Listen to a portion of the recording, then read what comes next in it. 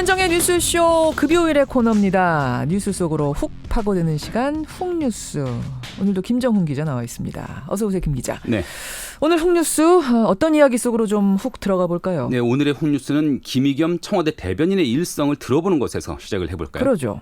국군 기무사령부가 계엄령 검토 문건을 작성한 것과 관련해 독립수사단을 구성해 신속하고 공정하게 수사할 것을 지시했습니다. 기무사의 세월호 유족 사찰 의혹에 대해서도 수사하도록 했습니다.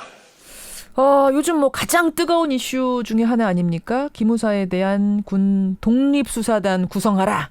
이 내용. 네. 지난 9일 인도를 방문 중일 때 현지에서 지시를 내린 것인데 그만큼 이번 사안을 엄중하게 보고 있다는 것이죠. 이후 지난 16일 수사단이 출범했고 이제 일부 관련자들을 소환 조사하기 시작했습니다. 기무사에 대한 수사 초점은 두 가지입니다. 지금 김의겸 대변인 말처럼 기무사가 지난 국정농단 촛불 집회 때 계엄령 문건을 어떻게 작성하게 됐는가. 네. 이거 하나. 그리고 세월호 유족들 그 민간인들을 사찰했다던데 이건 어떻게 된 건가.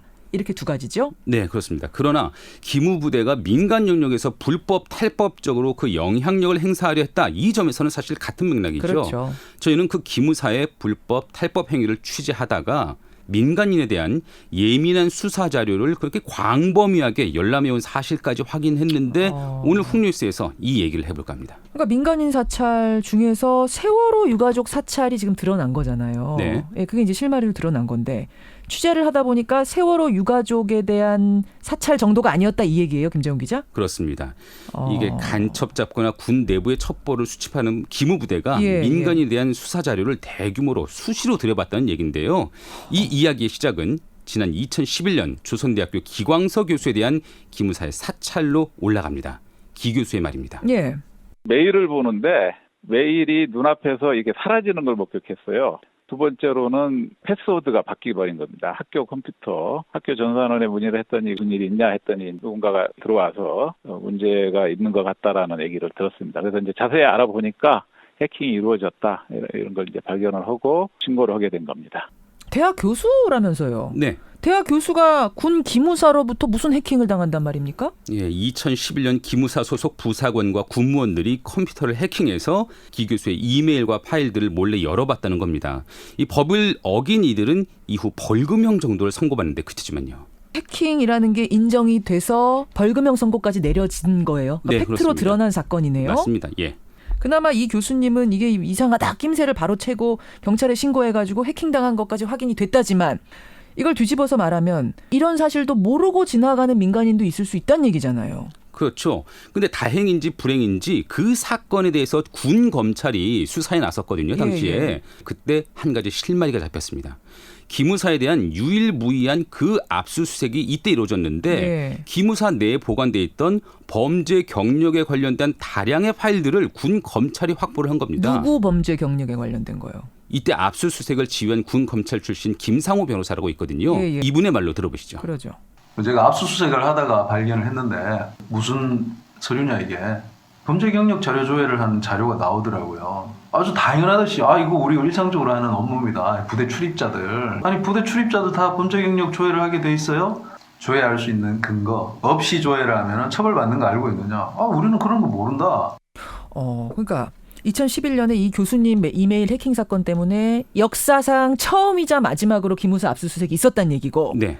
그때 이 군 법무관이 들어가서 보니까 민간인의 범죄 경력 조회한 게 쭉 나왔다는 얘기예요? 그렇습니다. 예. 그래서 왜 그랬냐라고 물어보니까 군부대에 출입하는 사람들은 이렇게 일상적으로 범죄 경력을 조회한다 이렇게 대답을 했다는 거죠. 그렇죠. 이렇게 기광서 교수를 해킹 대상으로 삼았던 것도 그렇게 기광서 교수가 군부대 강의 때문에 출입했거든요. 그 기 교수를 상대로 관련 정보를 조회해보다가 사찰 필요성을 느꼈기 때문이라는 게 그 김상호 변호사의 설명이네요. 그러니까 범죄 경력을 다 조회하는 것도 불법이지만 거기에서 뭔가 이 사람 더 들여다보고 싶다 하면은 막 이메일도 들여다보고 이랬단 얘기예요. 그렇게 해킹까지 하면서 사찰을 했다는 거죠. 무슨 정보를 어디까지 얼마나 들여다본 걸로 그때 드러났습니까? 이 부분은 다시 김상호 변호사의 말로 들어보시죠.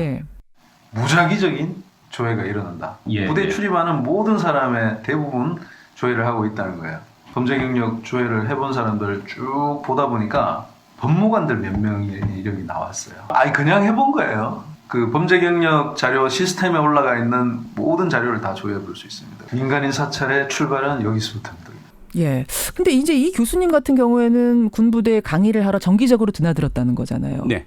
그러니까 뭐 100번 양보하면 이 사람은 정기적으로 드나들던 사람이니까 간첩인지 아닌지 말하자면 그런 것들을 조회해 볼 필요가 있었다라고 얘기할 수도 있는 거 아닌가요? 그래도 함부로 그 사람의 동의 없이 범죄 기록, 수사 기록을 볼 수는 없는 일이고요. 이게 그 분에 국한된 얘기는 아닌 것 같습니다. 그러니까 범죄 경력을 들여다본다고 하더라도 그건 반드시 그 민간인의 동의를 얻었어야 된다는 말씀이시고. 확실한 수사형 목적이 아니라면요. 예. 그리고 이분 같은 경우는 군부대랑 뭔가 관련이 있었기 때문에 또 그랬다 치더라도 네. 100번 양보해서 그렇지 않은 경우들도 있었다는 얘기예요. 그런 것 같습니다. 이게 이름과 대강의 나이대만 알아서 그 특정 사람에 관련된 정보를 끄집어낼 수도 있거든요. 예. 동명인이 엄청 많지 않다면 마음만 먹으면 언론 보도를 통해 알게 된 누군가의 전과 기록 또 조사받은 모든 경력들을 알 수가 있는 겁니다. 누구든 그 대상이 될 수가 있는 거고요. 예. 검찰 단계에서 기소 유예나 불기소 처분 이게 즉 말하자면 죄가 되지 않는다 이렇게 판단을 받았다 하더라도 예. 수사 기록이 남는데 그 흔적들까지 모두 기무사가 파악할 수가 있다는 얘기입니다.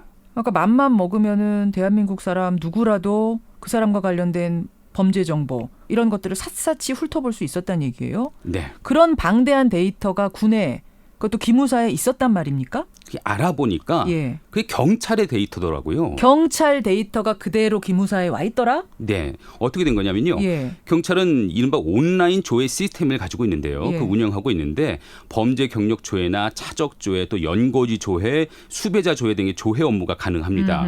이게 경찰청 내 대형 서버를 운영하면서 각 지방경찰청 또 경찰서 지구대가 접속할 수가 있게 해놨거든요. 예.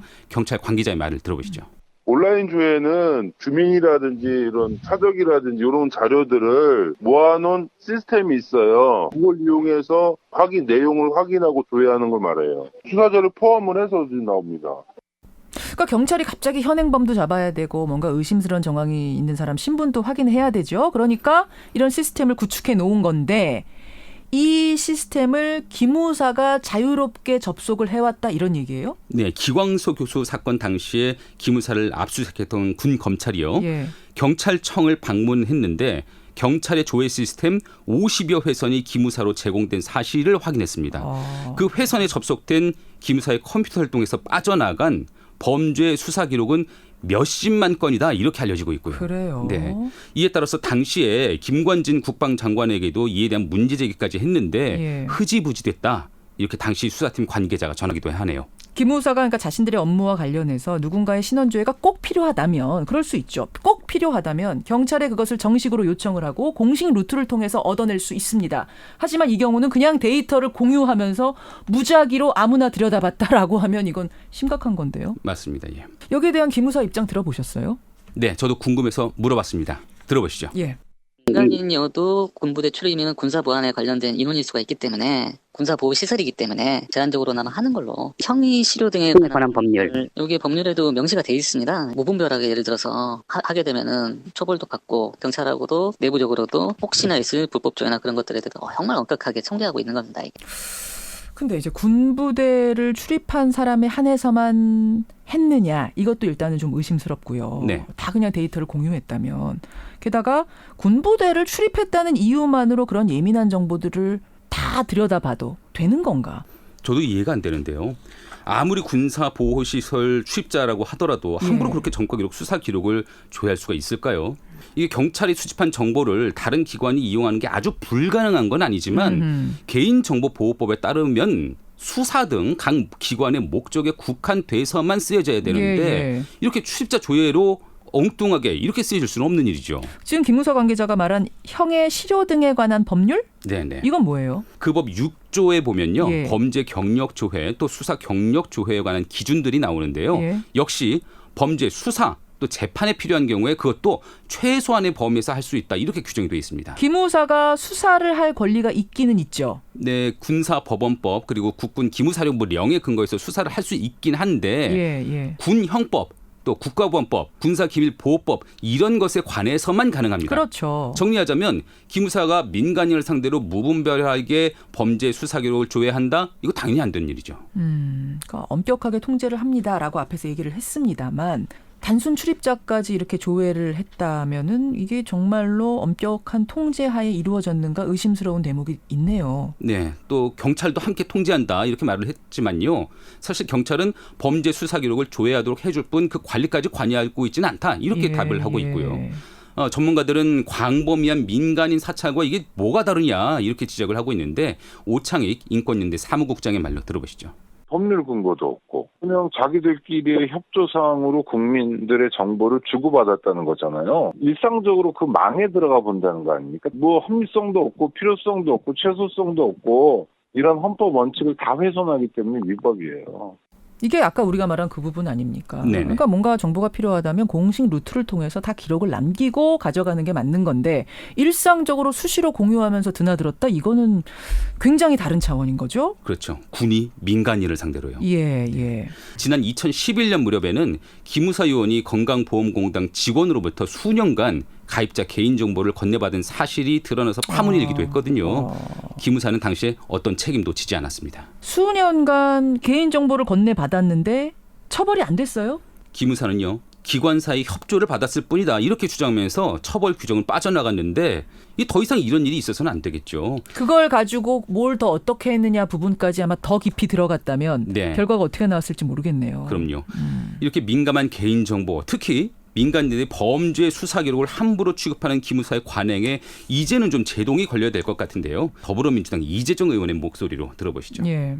경찰이 국민정보, 개인정보를 방대하게 수집해서 집적하고 관행적으로 처리하는 것도 문제 있다는 지적이 여러 번 있어 왔습니다.